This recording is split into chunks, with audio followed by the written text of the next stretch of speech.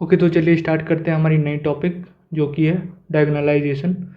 तो इसमें हमें क्या करना रहता है, ये जो हमारी मैट्रिक्स होती है उसको लाइक डायगोनल्स के फॉर्म में रिप्रेजेंट करना रहता है। और डायगोनल हमें पता है कि मतलब इस मैट्रिक्स में डायगोनल कौन सी है, डायगोनल एलिमेंट 1 और 3।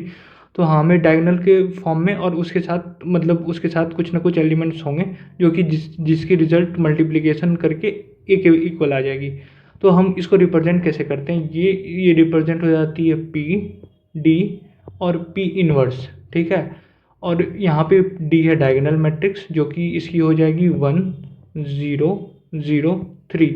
ठीक है, डायगोनल के अलावा जो एलिमेंट्स है वो ज़ीरो हो गए और डायगोनल वाले जो हैं वो यहाँ पे आ गए। ठीक है, तो ऐसे डी होगी। और पी क्या होती है, पी मैं बताता हूँ पी क्या करती है, इसकी हम आइगन वैल्यूज़ निकालते हैं। ठीक है, और इसकी आइगन वैल्यूज़ निकाल के जो इससे फिर मैट्रिक्स बनती है, जो लाइक अगर आइगन वैल्यूज़ x1 जो आती है हमारी, ये आइगन वेक्टर्स, अगर x1 हमारी आई, अगर x1 और x2, तो उसकी जो x1 x2 होती है वो यहाँ पे लिखते हैं। और फिर हम दूसरी वैल्यू निकालते हैं y1 y2, और वो हम यहाँ पे लिखते हैं। वो मैं मतलब जब मैं ये स्टेप्स करूँगा आपको समझ में आ जाएगा।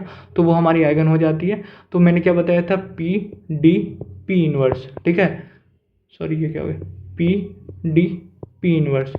तो पी हम आइगन वैल्यू से निकालते हैं, डी हमारी डायगोनल मैट्रिक्स होगी, पी इनवर्स क्या गया, इसका इन्वर्स कर दो, इसका इन्वर्स कर दो, पी इन्वर्स कर दो। तो फिर हमारा क्या आ जाता है, ट्रांसपोज नहीं इन्वर्स, ट्रांसपोज और इन्वर्स अलग अलग होते हैं। ठीक है, तो ये इसकी इन्वर्स कर दो और फिर इन तीनों को साथ में लिख दो। तो फिर वो क्या आ जाती है, हमारी डायगोनलाइजेशन फॉर्म में आ जाती है हमारी मैट्रिक्स। ठीक है, तो ये रही हमारी अब ये रही हमारी मैट्रिक्स 1 2 0 3। ठीक है, अब इसको सबसे पहले हम क्या करते हैं, पी निकाल लेते हैं। पी निकालना है वही आइगन वैल्यूज़ वाले फॉर्म में। तो अब सबसे पहले इस पी को निकालने के लिए इसकी क्या आइगन वैल्यूज़ निकालनी होगी, फिर आइगन वेक्टर्स निकालनी होगी। तो इसकी आइगन वैल्यूज़ पहले निकालते हैं। तो आइगन वैल्यूज़ सबको पता है कैसे निकालते हैं, 1 माइनस लेमडा 2 0 3 माइनस लेमडा, और इसको सॉल्व करेंगे। तो जब इसको सॉल्व करेंगे, लाइक हाँ ये देखिए A is equal to P D P. ठीक है, ए आइगन वेक्टर से जो हमने लिखा, डी डायगोनल मैट्रिक्स, और P P dash inverse of P. ठीक है, यहाँ पे आप -1 भी लिख सकते हो। ए माइनस लेमडा ही जो मैंने बताया कि अब आइगन वैल्यूज़ वाली। तो अब इसको क्रॉस मल्टीप्लाई करेंगे, 1 minus lambda into 3 minus lambda 2 into 0, तो 0 हो जाएगा। तो ये वाली टर्म 0 हुई और इसको मल्टीप्लाई कर दिया तो ये आया। तो जब इसको सॉल्व करेंगे तो लेमडा की वैल्यू कितनी आएगी, 1 और 3 आएगी। ठीक है, हाँ वो लेमडा और 3। तो अब इसको ये जो 3 और 1 आई, अब इसको वही लाइक जिन्होंने आइगन वैल्यूज़ और आइगन वेक्टर नहीं पढ़ा वो तो लाइक हाँ उनके लिए तो कोई फ़ायदा ही नहीं है, उनको ये देखना ही पड़ेगा कि आइगन वैल्यूज़ और आइगन वेक्टर्स कैसे निकालते हैं। तो ये हमने किया, लाइक हाँ लेमडा 3 और 1 आया तो ये आइगन वैल्यूज़ आ गई। अब आइगन वैल्यूज़ कैसे, आइगन वेक्टर्स कैसे निकालते हैं, और eigen vectors A minus lambda I X equal to 0। और ये एक्स क्या होती है, एक्स मैट्रिक्स कुछ भी, जैसे अब यहाँ पे इस केस में हमने लिया x1 x2, इस केस में हमने ये ले लिया। ठीक है, और फिर उसके बाद हमारी लेमडा की वैल्यू कौन 3 और 1 थी, तो पहले हम वन पुट कर रहे हैं। तो अगर यहाँ पे हम 1 पुट करेंगे लेमडा की जगह तो ये आ जाएगी। ठीक है, क्योंकि A minus I x1 equal to 0 ये आ गई हमारी। तो जब A minus I x1 equal to 0 आई, फिर उसके बाद अब यही सेम चीज़ हम इक्वेशन में, लाइक हाँ ए माइनस आई ये जो हमारी इक्वेशन थी कौन सी, ये वाली, इसमें हम ये आई की मतलब लेमडा की वैल्यू पुट करेंगे। लेमडा की वैल्यू कितनी है यहाँ पे 1, तो लेमडा की वैल्यू 1 पे है तो यहाँ पे कितनी हो जाएगी 0, और यहाँ पे कितना हो जाएगा 2। तो क्या आ जाएगा मैट्रिक्स यहाँ पे 0 0 2 2, ये आएगी मैट्रिक्स। ये देखिए हाँ 0 0 2 2, यहाँ पे हमने वही किया 1 minus 1 2 0 3 minus 1 0 2 0 2 x1 x2 equal to 0। ये हमारी लाइक आइगन वेक्टर्स वाली इक्वेशन आ गई। और फिर उसके बाद 0 को x1 2 x2 इसके साथ क्लब कर दिया, मतलब दोनों x1 और x2 की इक्वेशन सेम आई, दोनों मल्टीप्लिकेशन से इक्वेशन सेम आई, तो दोनों से इक्वेशन सेम आई। अब यहाँ पे इसको कैसे सॉल्व करें, ये 0 x1 है 2 x2 है, तो अगर यहाँ पे लाइक किसी के साथ 0 रहता है तो इसका मतलब हम x1 को कुछ भी वैल्यू रख सकते हैं, कुछ भी, लाइक लिटरली कुछ भी। तो क्योंकि अगर हम यहाँ पे कुछ भी रखें फ़र्क नहीं पड़ता, इक्वेशन तब भी सेम ही रहेगी।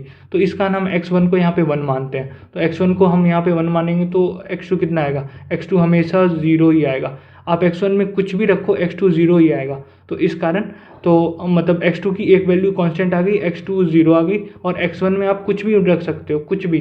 x2 हमें मतलब आप इरिस्पेक्टिव ऑफ x1 x2 हमेशा 0 ही आएगा। बट हाँ, यहाँ पे मैं 1 रख रहा हूँ क्योंकि लाइक आइगन वैल्यूज़ और आइगन उसमें 1 ही रखते हैं, ठीक है। तो x2 0, x1 1, इसको ये हमने रेड कर दिया। यही सेम प्रोसीजर हम फॉलो करेंगे अब किसके लिए, यहाँ पे लैम्डा इक्वल टू 1 था, लैम्डा इक्वल टू 3, यही सेम प्रोसीजर हम फॉलो करेंगे। और जब हम यही सेम प्रोसीजर फॉलो करेंगे तो ये देखिए लाइक 1 0, मतलब ये तो इसकी आंसर आई, हाँ ये उसकी आंसर आई, x1 आ गया 1 और 0। और जब हम लैम्डा इक्वल टू 3 पुट करेंगे, यहाँ पे 3 आई, 1 माइनस 3, 3 माइनस 3, ये -2, 2x1 x2 इक्वल टू 0। तो -2x1 plus 2x2 equal to 0। तो फिर इसको सॉल्व करेंगे तो मतलब हाँ, ये वाली ये पहली इक्वेशन ये आई, दूसरी इक्वेशन ये आई। दूसरी इक्वेशन का कुछ मायने नहीं है तो उसको हटा देंगे, कोई फ़र्क नहीं पड़ता। और ये लाइक इसको सॉल्व करेंगे तो x1 इक्वल टू x2 आएगा। इसमें भी वही सेम होगा कि आपको एक कुछ वैल्यूज़ माननी पड़ेगी। तो हमने x1 को यहाँ पे 1 मानते हैं, तो x1 को हम यहाँ पे 1 माना, तो x2 हमारी 1 ही आएगी। तो हाँ, मतलब इसको सॉल्व करेंगे कितना आएगा, x1 इक्वल टू x2 आएगा।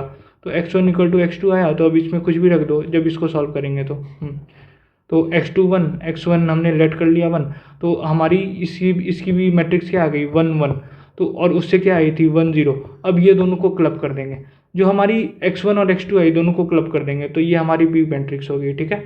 और ये जैसे हमारी ये पी मैट्रिक्स हुई तो हम पी इन्वर्स निकालेंगे। अब हाँ, इन्वर्स निकालने लाइक सबको आता ही होगा कि इन्वर्स में क्या करते हैं, इन्वर्स में ट्रांसपोज करके यहाँ पे माइनस कर देते हैं, ठीक है। ट्रांसपोज करने के बाद भी माइनस कर देते हैं। तो ये इसकी इन्वर्स आ गई, ट्रांसपोज करने के बाद माइनस, और डायगोनल मैट्रिक्स हमने निकाल रखी थी। यहाँ पे 2 थी तो 2 को हमने हटा दिया, तो यहाँ पे 1 0 0 3 आई।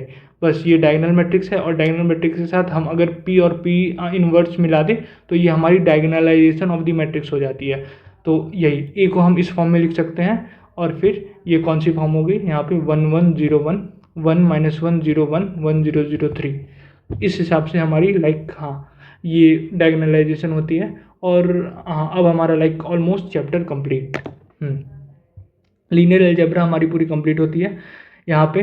तो मैं इसके स्टेप्स दोबारा रिवाइज करवा देता हूँ। तो सबसे पहले हम क्या करते हैं, मतलब इसमें सबसे पहले ए को याद रखना है कि पी डी पी इन्वर्स के फॉर्म में लिख सकते हैं, एक सेकेंड, पी डी और पी इन्वर्स के फॉर्म में लिख सकते हैं, ठीक है।